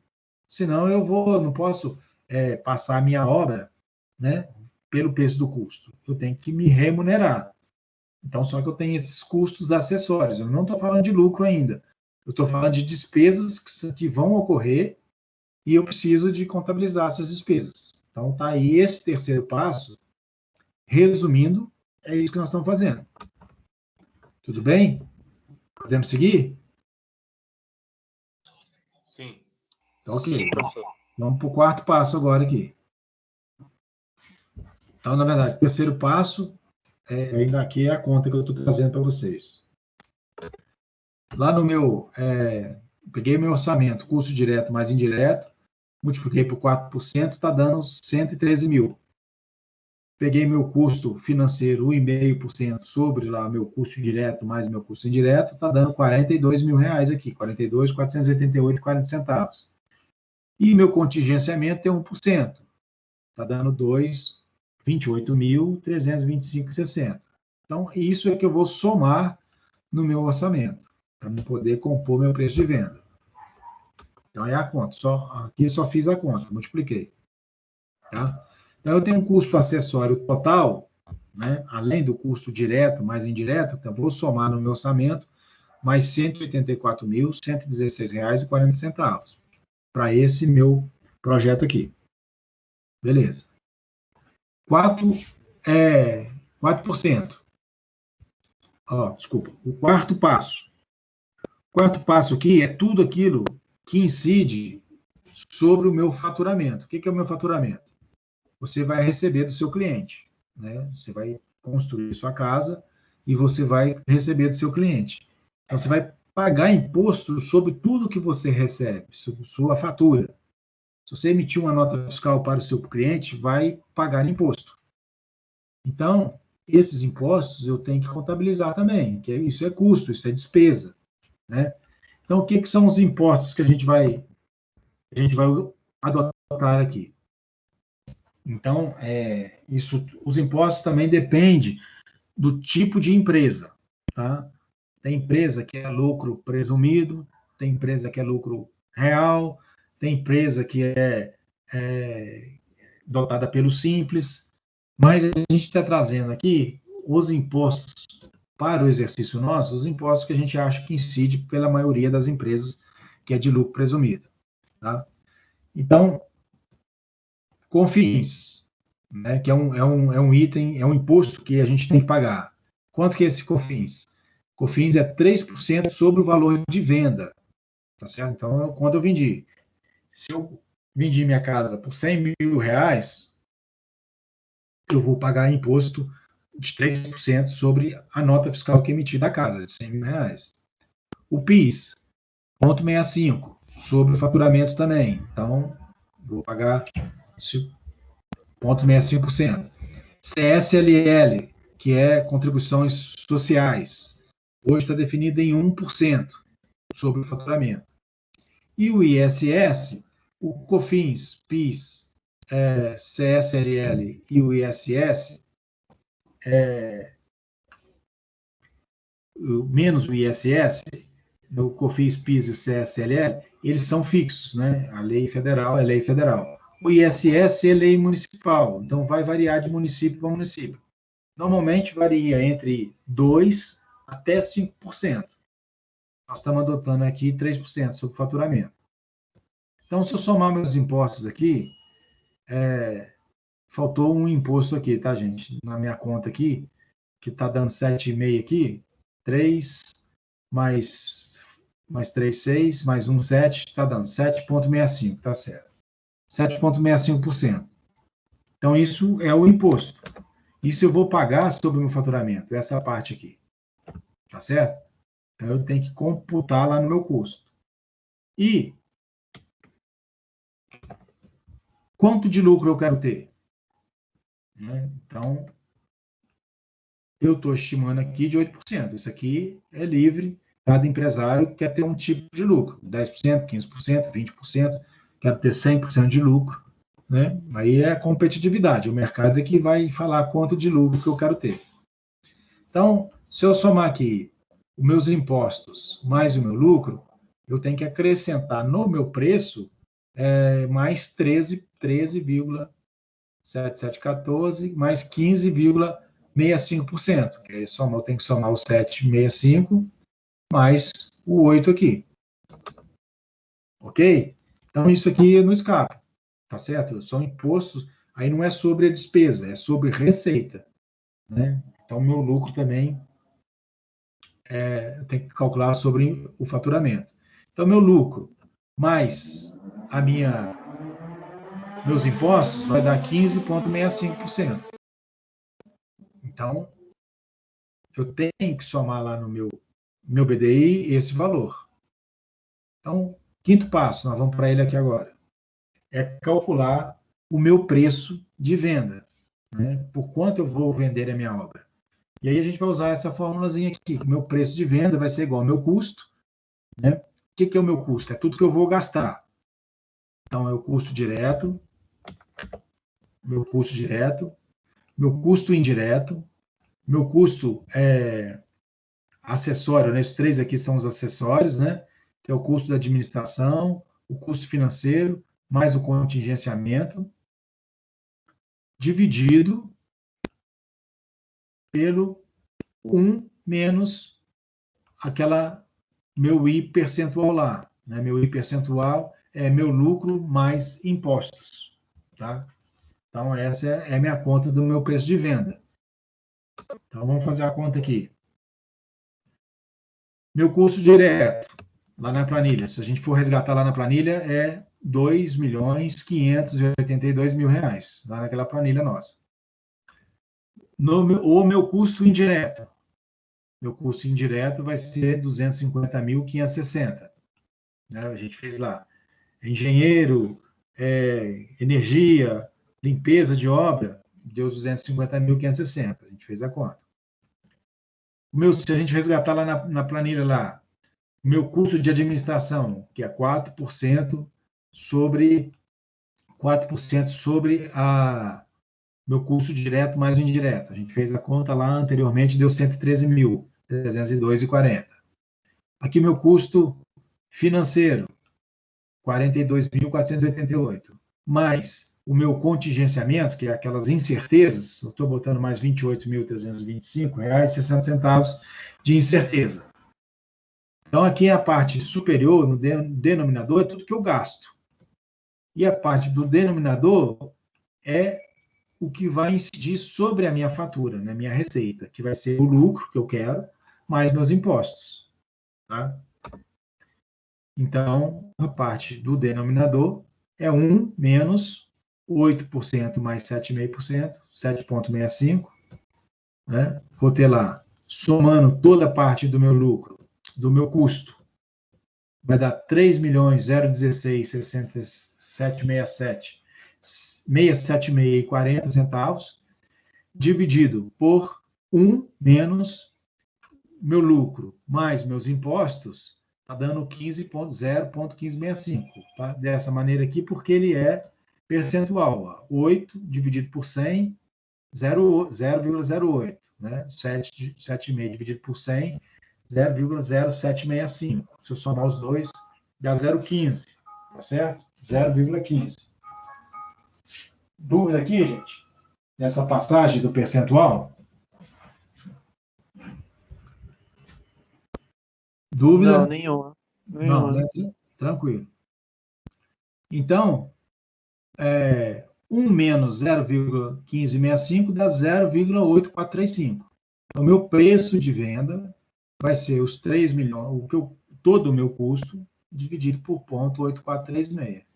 Então, meu preço de venda, na verdade, agora é 3.576.379,87. Esse é o valor que eu vou vender para o meu cliente. Né? Então, minha obra custa R$ 3.576.000.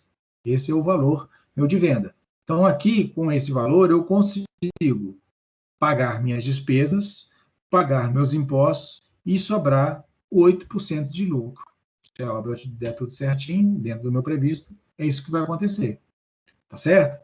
Então, esse é o meu valor que eu tenho que mostrar para o meu cliente. Eu não vou mostrar o preço de custo. Eu tenho que mostrar meu preço de venda. Então, como é que eu vou fazer isso lá na minha planilha? Não faz sentido, não é saudável a gente mostrar para o cliente qual que é o custo nosso, né? Porque ele vai ficar questionando, você está ganhando muito, vem esses questionamentos. E, na verdade, tem muito imposto ainda sobre aquilo, né? Impostos e outros encargos, encargo financeiro. Então, eu vou ter que trabalhar a minha planilha para mim mostrar no meu contrato para o cliente qual que é o meu preço de venda. Então, eu vou transformar isso no meu BDI, que é o percentual, quanto de percentual que eu vou acrescentar lá na minha planilha, por quanto que eu vou multiplicar cada valor unitário daquele lá. Então, o que é meu BDI? Meu BDI, na verdade, é o meu preço de venda dividido pelo meu custo direto, menos 1. Esse é o meu BDI. Ou seja, é a relação da venda sobre o custo. Né? Quanto que eu vou multiplicar? Então, minha venda, a gente acabou de calcular aqui atrás. 3.576, 379. Né? E o meu custo? Né? O meu custo direto, só da obra, 2.582. Né? Então, minha venda sobre o meu custo, ela vai ser 1,3851. Menos 1. Então, meu BDI, na verdade, é 38%. Conseguiram entender os passos aí que a gente para chegar no valor do BDI? Professor, volta um pouquinho, por favor. Outro slide anterior. Volta o slide anterior, por favor. Então, aqui, ó. Nós tínhamos nosso preço de venda lá, do quinto passo, tá certo? Sim. Então, nós chegamos no nosso quinto passo, que é pegar todo o meu custo, dividir pelos meus impostos mais o lucro que eu quero. Né? É assim que eu chego no meu preço de venda. Só que agora eu vou ter que transformar a minha planilha. Eu tenho que achar qual que é o meu valor que eu vou multiplicar cada preço unitário da minha planilha. Então, o que eu vou fazer? Aí é o meu BDI. Isso é que ele expressa em percentual.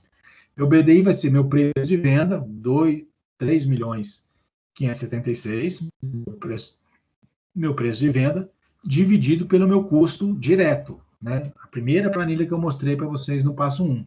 Professor, é porque ele tá PV igual a... Aí nesse caso não é colocar BDI não? Repetir de novo BDI?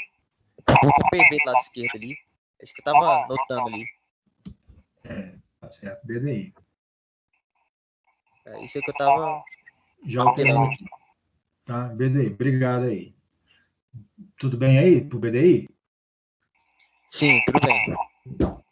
De novo aqui, estava errado. BDI. O BDI deve ter mais um errado ainda, né? O BDI, ele é igual... Então, meu BDI aqui, ele vai ser 38,51%. Então, no meu preço unitário, lá na minha planilha, né, eu vou acrescentar 38% para mim poder mostrar para o meu cliente o meu valor unitário, para mim poder fazer as medições, de acordo com o que eu for fazer meu serviço, ele vem me pagando, tá? Então, o número das casas decimais aqui, gente, ó, 38,51, ele, quando a gente faz no computador, ele usa todas as casas decimais, e então o número sempre vai dar exatinho. Então, como eu estou na minha planilha aqui, eu cortei, né? Estou usando 38,51%, tinha outros números, né? A conta deu 38, 51, 2, 4, 5, 6, um monte de número lá. Então, eu fiz um corte aqui, 38,51. Então, quando eu fizer a multiplicação de volta, na teoria, eu teria que ir lá na minha planilha, quando eu fizer a multiplicação de volta, dar os 3.576. Mas aí, lá na planilha, vai dar de acordo com o número que eu arredondar aqui, tá? Então, o que nós vamos fazer lá na planilha? Para a gente gerar o nosso preço de venda. Então, é o meu 7º passo. Tá? Aqui é passo a passo, vocês vão, com facilidade, fazer essa planilha lá. Então, eu tinha a planilha de custo, tá certo? Meu custo unitário, inicialmente lá, que é essa planilha aqui, ó, custo unitário, tá? Eu tinha lá descrição do serviço, o item, descrição, a unidade que eu estou medindo, a quantidade e o meu custo unitário. Esse custo unitário aqui é o custo meu, né? Mas o que eu tenho que apresentar para o cliente? Eu tenho que botar um custo com o BDI. Eu não vou mostrar R$8, eu tenho que mostrar para ele lá 11,08. Então, eu crio uma planilha, crio uma coluna, né? Uma coluna que depois eu vou ocultar na hora de mostrar para o cliente. e multiplico todos os itens unitários pelo meu BDI, né? Eu fiz aqui dessa maneira, multiplicando direto, mas eu posso sofisticar minha planilha, botar lá meu BDI e alterar numa célula só. Estou fazendo aqui direto só para vocês saberem que esse custo aqui, esse custo unitário novo meu aqui, vai ser o custo antigo, meu custo antigo, multiplicado pelo meu BDI. Eu estou acrescentando 38,51%. Estou multiplicando aqui uma conta de multiplicar, para que eu possa gerar esse novo valor unitário, que esse aqui que é o meu valor unitário de venda. Tá certo? Conseguiram compreender? Sim, ele está mostrando que você está gastando ali para o cliente, né? Na verdade, essa coluna do custo unitário aqui, eu não vou mostrar para o cliente. Eu vou mostrar para o cliente meu custo de venda. Sim, certo? lucro, imposto, etc. Vou esconder essas duas colunas do custo unitário antigo, mas o BDI vou mostrar só o custo unitário novo. Para ele é o custo dele. Não é o meu, mas é o dele, é do meu cliente. Tá certo? Então, na sequência. Então, agora, essa é a planilha que eu vou mostrar para o meu cliente. Não tenho mais aquele custo unitário da minha obra. Eu estou usando aqui o custo unitário vezes a quantidade, né? Aqui, vezes a quantidade, esse vezes esse, vai me dar esse valor aqui. Tá certo? 3.000 vezes 11 vai dar 33.000. Então, aqui é a minha planilha de venda. Então, cheguei no meu custo. Esse custo unitário aqui é o custo unitário que eu mostro para o cliente, que é o meu preço de venda. Tá certo? Então, eu estou acrescentando essas duas colunas e vou sumir com as colunas de custo. Então, esse aqui é meu preço de venda. Então, o que é que nós vamos fazer com a nossa planilha do trabalho, mais lá no final, para a segunda nota? A gente vai ter o custo unitário da nossa obra, vai custar lá R$300.000, e nós vamos aplicar o BDI para mim poder vender essa obra para o meu cliente. Nós vamos fazer isso aqui na nossa planilha lá. Tudo bem? Mas aqui é a conclusão do assunto BDI. A gente está 3 aulas falando sobre BDI. Nós estamos encerrando aqui essa questão do BDI. Tudo bem? Tranquilo, professor. Professor, só uma dúvida que eu fiquei aqui em relação ao valor do lucro, né? O senhor falou que seria 8%, que seria o lucro do engenheiro.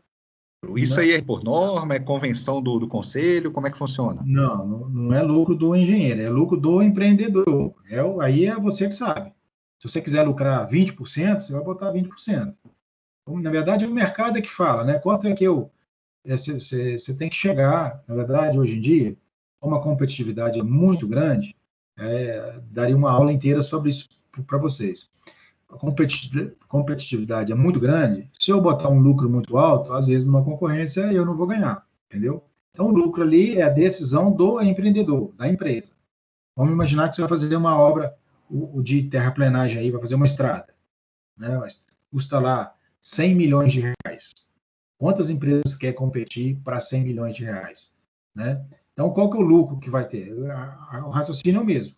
É o custo da terraplenagem, é o custo da base, subbase, asfalto, demolições, obra de arte. A obra vai custar lá 100 milhões de custo, né? Então, estou entrando na licitação. Aí, quanto que eu vou pagar de imposto? Mesma coisa.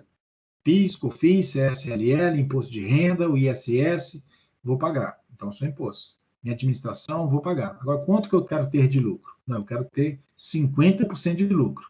E vou entrar na concorrência querendo ter 50% de lucro, mas alguém vai querer ter 30%, 20%, aí eu vou perder a concorrência. Então, o lucro, eu botei 8%, porque hoje em dia não tem lucro de 50%, 60%, 70%, não. Tá? O preço do engenheiro está no custo da obra. Está lá no custo. Ele é custo, ele não é lucro. Tá certo? Professor, eu tive a mesma dúvida do John, porque a gente trabalha com a convenção coletiva trabalhista para efeito de licitação em obras. E eu também pensei que tivesse um teto para esse lucro.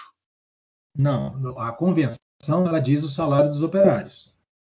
Ela não se, ela lá, vocês, nas estações, o que for aí, bombeiro, qualquer órgão, ela vai só controlar se o funcionário está ganhando pelo menos no mínimo o que está na convenção, né? Então, e para você fazer as suas composições de custo, que você lá você é do órgão público, você monta as suas licitações, você tem que ter ideia de custos, né? Então, você vai só controlar o lucro do seu cliente. Você tem que saber quanto que custa, quais os impostos que ele está fazendo. E você faz seu orçamento, tem um orçamento base, você vai estimar qual que é o lucro dele.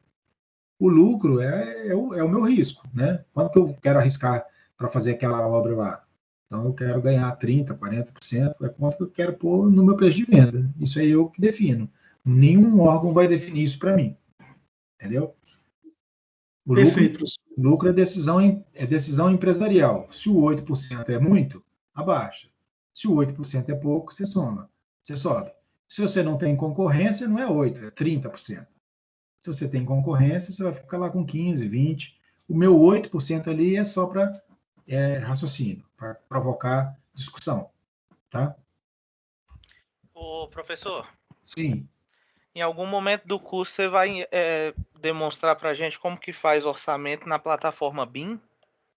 Não. Nós não vamos ter nem tempo para isso e vocês também não têm. Na turma toda, nós temos aí uns 30 alunos da nossa turma. Se tiver 2 que sabem mexer com BIM, é muito. Eu não tenho como mostrar isso para vocês. Entendeu? Beleza. Aí, na verdade, mas não tem o orçamento na plataforma BIM, mas eu posso explicar como é que funciona. Na verdade, o BIM te facilita na extração de quantidades, né? Você vai montar a sua planilha dentro do BIM, você bota lá, você pede ele lá para fazer, sai automático. Eu quero contar quantas janelas de 1 em 20 por 1 em 20 tem. Aí ele já vai, se terminou o projeto, as quantidades já estão definidas lá. Mas eu tenho que criar a rotina de montar a planilha da extração de quantidades.